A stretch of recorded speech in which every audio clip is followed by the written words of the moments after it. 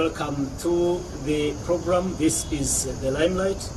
My name is Prince Apollo, and on the show this evening we have Hilda Tumuhe. And Hilda Tumuhe is a policy analyst working with CEATIN Uganda. CEATIN is short for Southern and East African Trade Information and Negotiation Institute, a non-governmental organization that works on the tax, trade, physical development issues.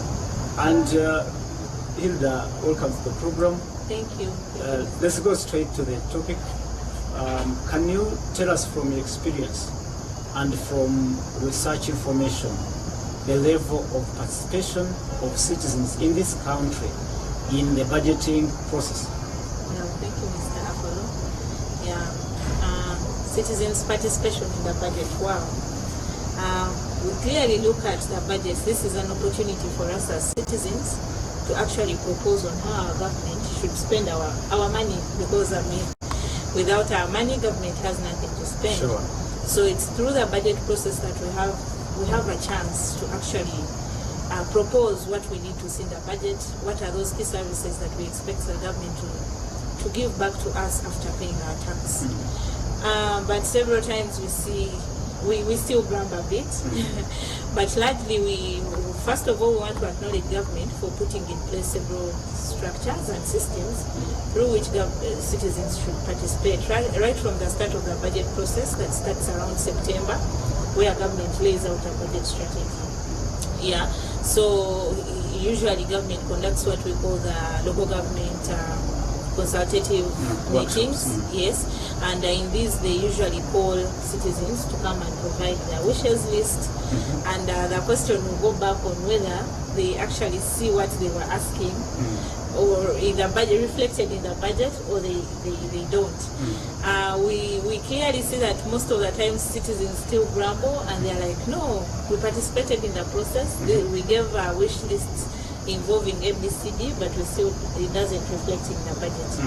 And we see several times, of course, government coming to tell us that the resource envelope is limited, which is true, but on the other hand, it goes back on what are we spending on as a country. So those are some of the things we shall look at. But critically, let's go back to what we call citizens' participation. What do we call citizens' participation? What do we mean by citizens' participation? Of course, when I'm participating in the budget process, I expect to put in my views, but also at the tail end, I need to see those views reflected in the budget. There is an international body called International Budget Partnership. This usually conducts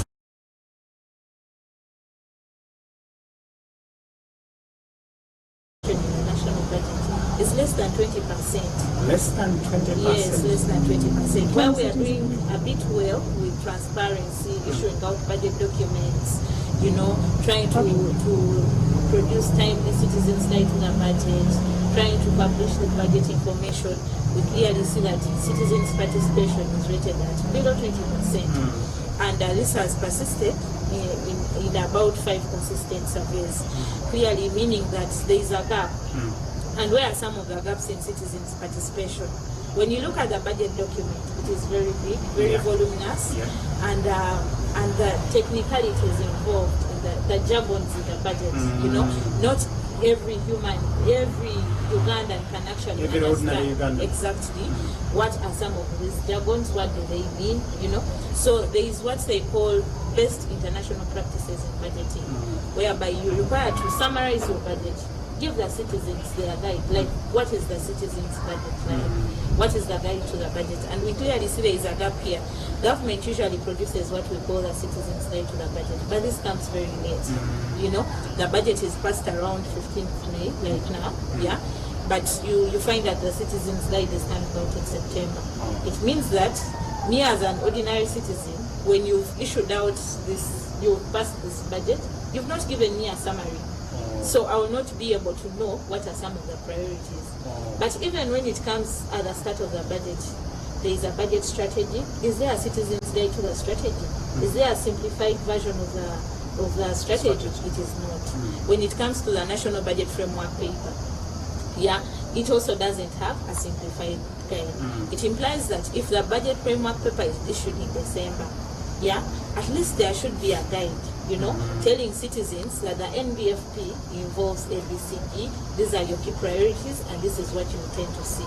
Such that in the event that Hilda does not see what she presented at budget strategy, she can still go back to her MP and be like, oh, this road is not going to be worked on in this financial year, something like that. That is what we need to see.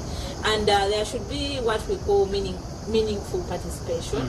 At what rate, do citizens come out to actually critique or embrace what is in the budget? Oh, it's a really critical issue. But what is the effect of this limited participation by citizens in the formulation of their budget? Sure.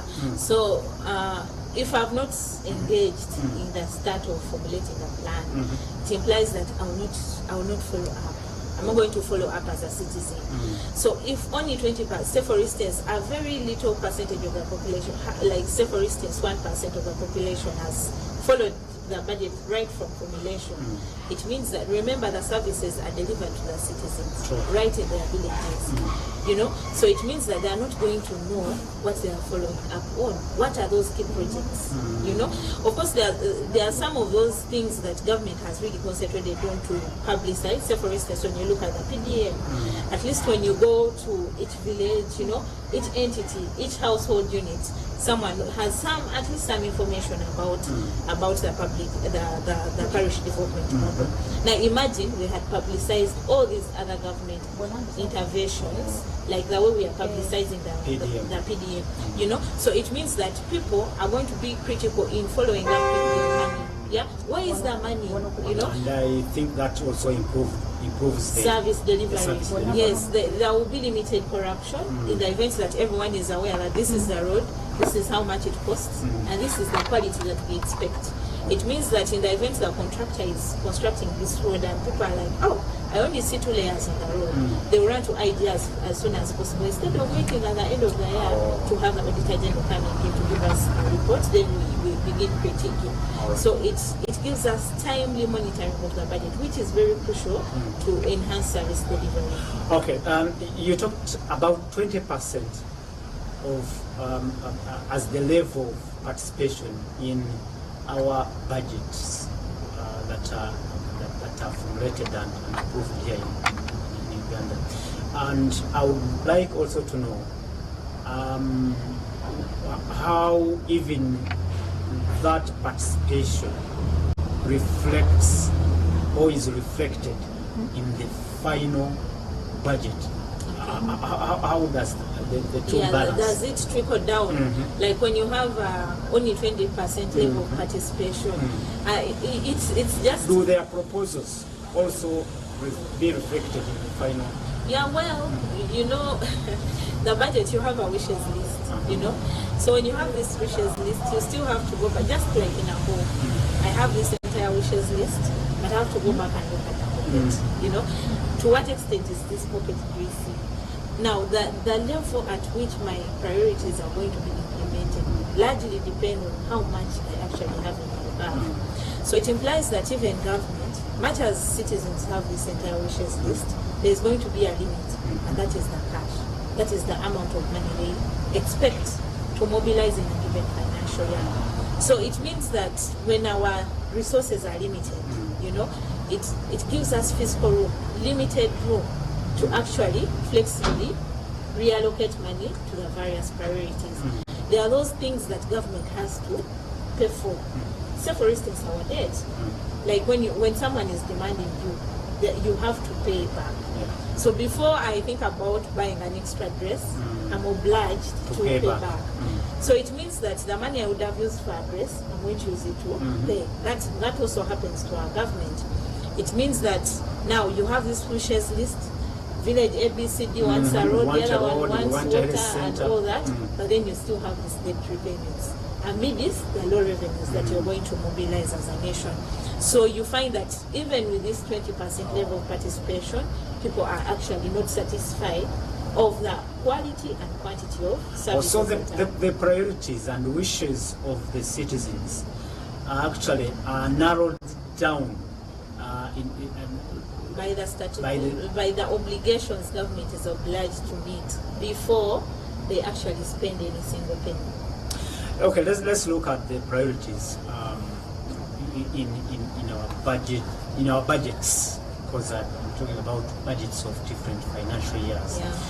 How do these priorities actually ring out in the wishes of the citizen? So as an ordinary citizen, what would I expect to see? Let me look at a day in a life of that Ugandan taxpayer down there.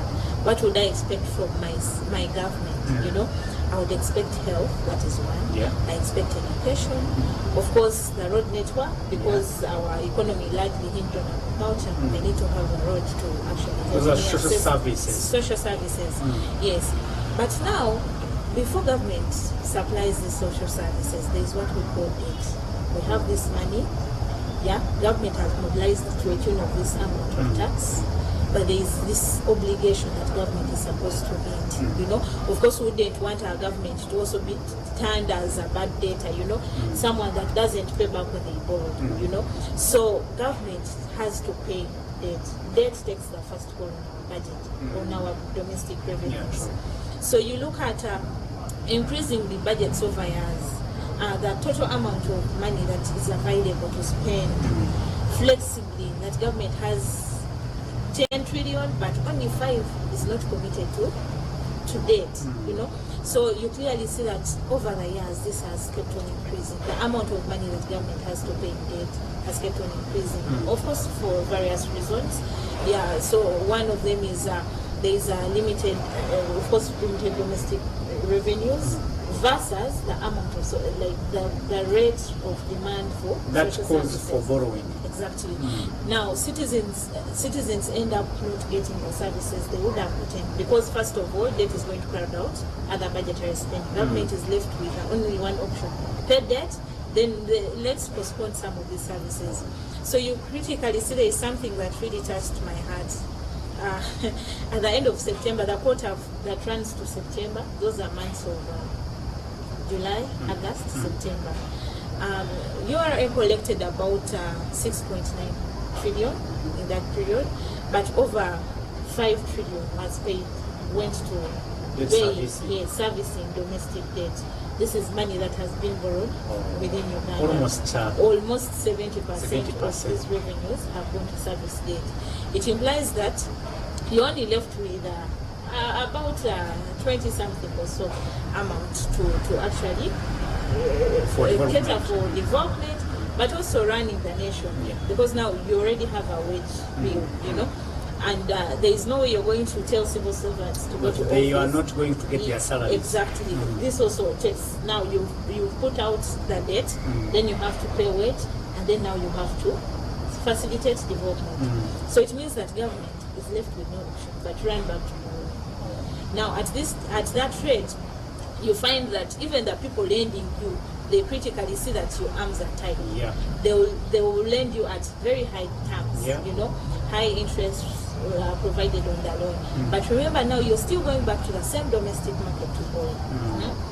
Government is a very attractive borrower, you know. No one would wish to lend Hilda and leave government. So it means that the private sector players in this business of lending, those are commercial banks. Of course, it's the private sector that is crowded out. Me who is going to my commercial bank to borrow, yes, they will first lend to government. So little resources are left to actually lend me Hilda. But now, on the other hand, the other player, the commercial bank, is going to hike the interest, you know.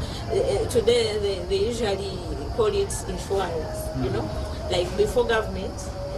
In fact, before you even negotiate, they are telling you you're supposed to pay this amount in insurance on your debt, because they are anticipating that you can be a bad debtor, you know, like you can default on your debt.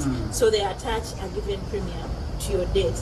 that's 20% or 5% of the total amount of money they are going to loan to you. You're not going to walk away with it, but rather reserve insurance to insure your loan. In case you default. So we keep on seeing some of these really affecting our budget. But also we look at the global trends, how they're affecting our financing patterns. Of recent, you've seen the said freeze, and these have been critical in financing our health budgets and all that. But critically, it still takes us back to the fact that we are relying on other people to finance our budget. You just take it in your home setting, when you have that extra party that is actually the one giving you food, they will have an influence on what you do, how you spend, because they know they are feeding you. Without them, they feel like you're not going to be there. But is it true that we cannot live without aid? I think we are so rich to depend on aid, So what are those critical interventions that we as government of Uganda and we as citizens should adopt to ensure that we don't rely on donor funds? Hilda, I get it. Now you're saying the first call when we collect revenue is debt servicing. The second one, I'm looking at priorities now in our budget. One, debt servicing. Number two, wages of public and civil servants. So isn't that bad business? I mean, and the citizens actually not benefiting, not having their priorities catered for. Well, I wouldn't say it's really bad business, because now if I say that don't pay the wage, because public servants of course help in the smooth running of the business of government. Like you can't run government without labor, like human capital. What is the quality of human capital you have? And one of the things that really motivates work is wage. Like everyone goes to work because they know there is a salary attached to it, exactly, to also help my family. But on the other side, when you have a very huge wage bill that is not backed by a development budget, it implies that there is a possibility of having, say for instance, there is this conversation of incrementing salaries for scientists. Their salaries have been enhanced. They are motivated to go for work in a timely manner. They are willing and vigorous to work. But on the other hand, they don't have the equipment because there is no development budget. Like the equipment to facilitate their work is not enhanced. It means that you have these district engineers. They have been employed at the district, but they don't. Their human resources is not utilized to capacity because they are not facilitated in terms of the development side. Like how much have we allocated to boost my work? Say for instance, you have a seed school, you have hired a science teacher, but the laboratory is so it is a two-edged sword. Exactly. You need to fund and finance both. Exactly. In an equitable manner. That if I have 200 workers, how am I going to use them substantively to ensure that I gain even if you increase their salaries, the productivity would not increase in the event that you've not equipped them with what our to time use, the tools. Is running out, Hilda. What could be your recommendations to improve citizens' participation in budgeting? Citizens' participation in budgeting, actually the biggest I would call it a magic bullet, but not really a magic bullet, but to a large extent, the services, the level of service delivered. We clearly see there are some interventions where government has not done well. So for instance, of course we acknowledge the RAPEX, where they rationalize government agencies. These agencies have been rationalized, but the expenditure has not reduced. Where are those areas where government can rechannel money, like the workshop support, these things, the per diems that are really ballooning the expenditure side. Foreign trips. Exactly. Can we reduce on this? Can we think about the online options, like participating in some of these engagements? In that way, can we also cut on the debt, on the public debt? Yeah, the public debt can only reduce in the events that we mobilize more resources internally. Yeah, so it goes back to what we call fiscal discipline. Like, how am I spending versus what do I have in my pocket? On what am I spending? Now, if we don't invest in productive sectors, if we don't invest in the real economy, we don't expect to reap much to get out of the vicious cycle of debt, because we keep on borrowing, like I explained. You know, we keep on borrowing, and now the more you borrow, the more the interest rates. You have the to pay interest, back. Exactly. Now, whatever you collect, you're paying back, but on the other hand, you still don't have what to Finally, finance. from you, can we now say we are in a debt trap? Yeah, like we are in a vicious cycle of debt. Like we are entangled there. I have to pay. When you look at the budget now, there's what we call domestic debt refinancing, whereby government goes back to borrow to pay the existing debt on the even in the domestic next market. financial year's Exactly, budget, it's about 10 trillion. we are borrowing also to pay back. Exactly, it means that you don't have enough money, enough cash to actually pay off. Our time is up. Thank you so much, Hilda. Thank you so much for your time. Thank you so much, our viewers. This is The Limelight. We've been looking at the citizens' participation in the budgeting process, but of course, now the discussion broadens to other limitations and other issues like the public debt and also improvement in service delivery. And these are very, very critical issues as we await for the reading of the budget and again for another budget cycle to start. Sure. My name is Prince Apollo. Until next Friday in another edition of The Limelight. Good evening, God bless you, and God bless Uganda.